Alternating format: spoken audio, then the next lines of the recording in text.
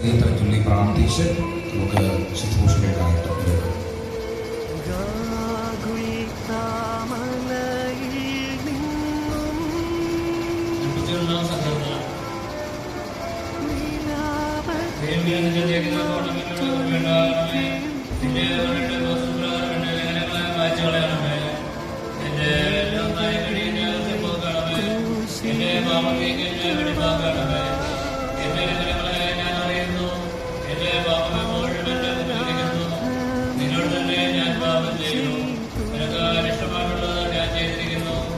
സംസാരിക്കുമ്പോൾ നീതിമാനായും ഇരിക്കുമ്പോൾ ഗുരുവായി പാപത്തിൽ എന്റെ അമ്മയെ ഗർഭം ധരിച്ചു. അന്തർഭാവത്തിലെ സത്യമേലോ ജീവിക്കുന്നത് അന്തർഗംഗത്തിൽ എന്നെ ഞാൻ ഗ്രഹിപ്പിക്കണമേ.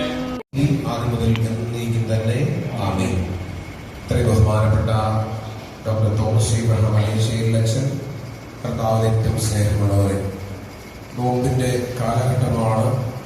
പ്രാർത്ഥനയുടെ ആഴം അത് കൂടി വരുന്ന ദിവസങ്ങളെന്ന് കരുതുന്ന സമയങ്ങളിലൂടെ നാം കടന്നു പോകുന്നു. യോവേൽ പ്രവാചകന്റെ പുസ്തകം 2-ാം അധ്യായം 12-13 തിരുലിഖിതങ്ങൾ ഇപ്രകാരം പറയുന്നു: നിങ്ങൾ ഉപവാസത്തോടും കരച്ചിലോടും വിലാപത്തോടും കൂടെ നിങ്ങളുടെ പൂർണ്ണ ഹൃദയത്തോടുകൂടെ എനിക്ക് തിരിഞ്ഞു വരുവിൻ എന്ന് യഹോവ അരുളി ചെയ്യുന്നു. നിങ്ങളുടെ ഹൃദയം കീറുവിൻ, വസ്ത്രത്തെ കീറേണ്ട.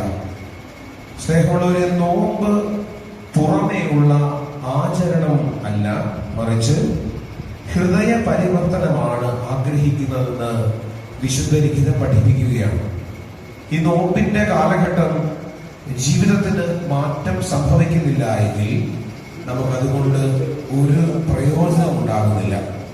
പ്രാർത്ഥനയുടെ ആത്മാവിൽ ഈ സന്ധ്യയിൽ നാം നിലനിൽക്കുമ്പോൾ ഉപവാസത്തിന്റെ യഥാർത്ഥ മാതൃകയാകുന്ന ക്രിസ്തുവിന്റെ ഉപവാസത്തെ തന്നെ നമുക്ക് ജീവിതത്തിൽ കൈക്കൊള്ളാനിടയാകണം. മത്തായിയുടെ സുവിശേഷം 4-ാം അധ്യായം 1-2 തിരുലിഖിതത്തിൽ പറയുന്നു: അപ്പോൾ യേശു തമ്പുരാൻ ആത്മാവിനാൽ മരുഭൂമിയിലേക്ക് കൊണ്ടുപോകപ്പെട്ടു.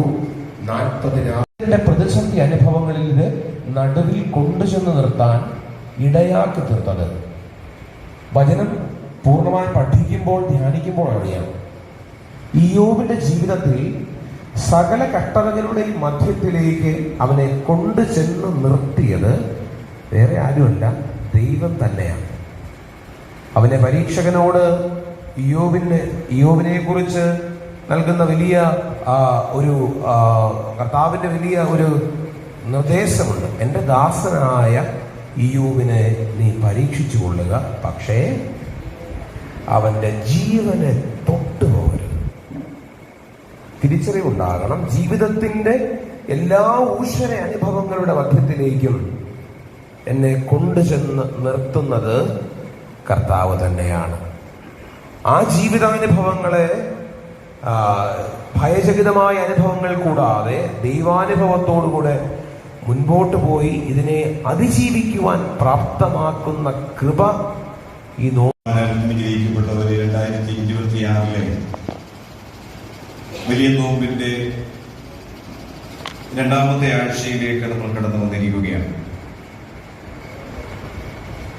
അതിന്റെ ആദ്യ സന്ധ്യയിൽ മുൻകാലങ്ങളിലെ പോലെ പ്രകാരമുള്ള ഒരു കുടുംബ സംഗമം ദേവാലയത്തിൽ തന്നെ നമുക്ക് ക്രമീകരിച്ച് മുമ്പോട്ട് പോകുവാനിടയായി തന്നതിൽ നമുക്ക് ദൈവത്തെ സ്തുതിക്കാം. ഞാൻ ഇന്ന് അല്പസമയം ചിന്തിക്കാൻ ആഗ്രഹിക്കുന്ന വലിയ വിഷയങ്ങളിലേക്കൊന്നും പോകാൻ ആഗ്രഹിക്കുന്നില്ല. നമ്മുടെ ദൈനംദിന ജീവിതവുമായിട്ട് ബന്ധപ്പെട്ട് ചില ഒറ്റപ്പെട്ട ചിന്തകൾ മാത്രം നിങ്ങളോട് പങ്കുവയ്ക്കുവാനാണ് ഞാൻ ആഗ്രഹിക്കുന്നത്. ഇന്ന് മലയാളികളെല്ലാം ഈ കഴിഞ്ഞ 2-3 ദിവസമായിട്ട് ചർച്ച ചെയ്തുകൊണ്ടിരിക്കുന്ന ഒരു വിഷയമാണ്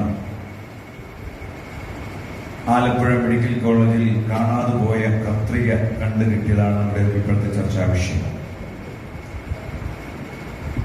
എന്നാൽ ഇവിടെ ഇരിക്കുന്ന സ്ത്രീകൾക്കത് പ്രത്യേകം അത് ഒന്ന് അനുഭവിക്കുവാൻ സാധിക്കും. കഴിഞ്ഞ 5 വർഷമായിട്ട് ഒരു സ്ത്രീ കടന്നുപോയതായ വേദനയുടെ ചില വഴികൾ, അതിനെ ആഘോഷമാക്കുന്ന ഒരു വിഭാഗമുണ്ട്. അതിനെ അനുഭാവപൂർവം കേട്ട് കൈവിട്ട് കളയുന്ന മറ്റൊരു വിഭാഗമാണ്. അതാണ് ഭൂരിഭാഗം. എന്നാൽ ഒരു വ്യക്തി കടന്നു പോകുന്നതായ ചില വേദനകളുടെ അനുഭവങ്ങളെയൊക്കെ നമുക്കൊന്ന് സങ്കല്പിക്കുവാനും കഴിയും. എന്നാൽ എനിക്ക്